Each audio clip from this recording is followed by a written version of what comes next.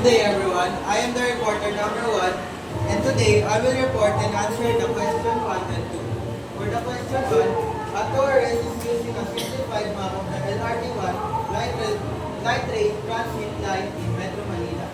The map has scale of 1:150,000. If the measured distance between the Baclaran station and the Bloomingdale station on the map is 12 cm, what is the actual distance in kilometers?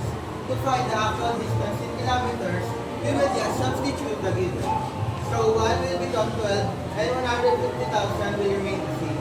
So 12 times 150,000 is equal to 1,800,000 centimeters. To convert centimeter into kilometer, we will divide it by 100,000. So 1,800,000 divided by 100,000 is equals to 18 kilometers.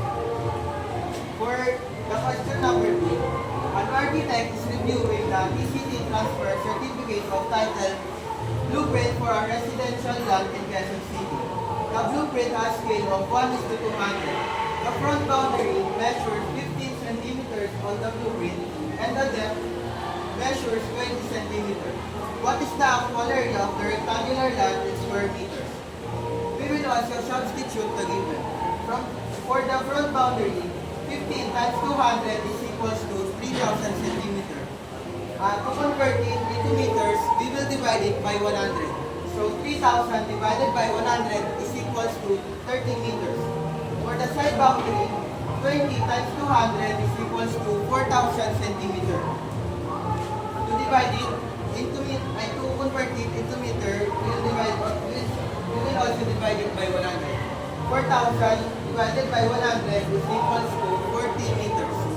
And for the final step, we will use the formula to find the area of the rectangle. So, area is equals to 30, which is the length, times 40, which is the width.